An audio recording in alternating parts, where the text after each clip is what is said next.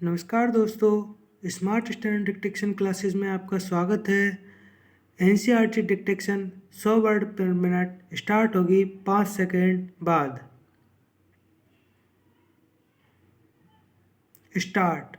अक्सर जब मैं एक जलसे से दूसरे जलसे में जाता होता और इस तरह चक्कर काटता रहा होता था तो इन जलसों में मैं अपने सुनने वालों से अपने इस हिंदुस्तान या भारत की चर्चा करता। भारत एक संस्कृत शब्द है और इस जाति के परंपरागत संस्थापक नाम से निकला हुआ है।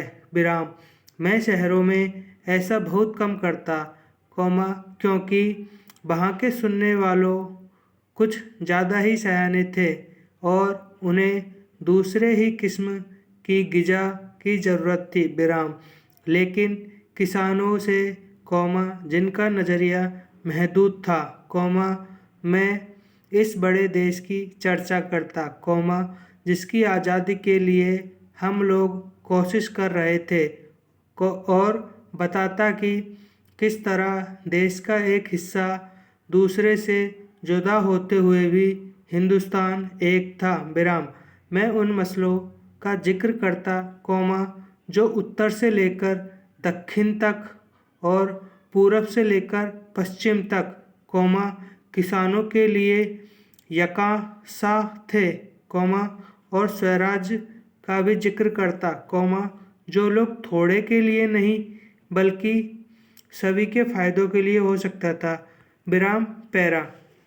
मैं उत्तर पश्चिम में खैबर के दर्रे से लेकर धुर दक्षिण में कन्याकुमारी तक की अपनी यात्रा का हाल बताता और कहता कि सभी जगह किसान मुझसे एक से सवाल करते, क्योंकि उनकी तकलीफ़ें एक सी थी, यानी गरीबों, कर्जदारों, पूंजीपतियों के शिकंजे, जमींदार, महाजन, कड़े लगान और सूद, पुलिस के जुल्म, ये सभी बातें गुथी हुई थी, उस ढड्ढे के साथ, जिसे एक विदेशी सरकार ने हम पर लाद रखा था और उनसे छुटकारा भी सभी को हासिल करना था।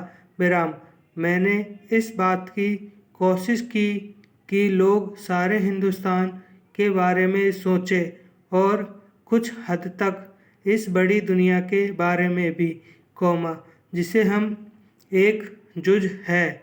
मैं अपनी बातचीत में चीन, स्पेन, अबिसीनिया, मध्य यूरोप, मिस्र और पश्चिमी एशिया में होने वाले कशमकशों का जिक्र भी ले आता। मैं सोवियत यूनियन में होने वाली अचरज भरी तब्दीलियों का हाल भी बताता और कहता कि अमेरिका ने कैसी तरक्की की है।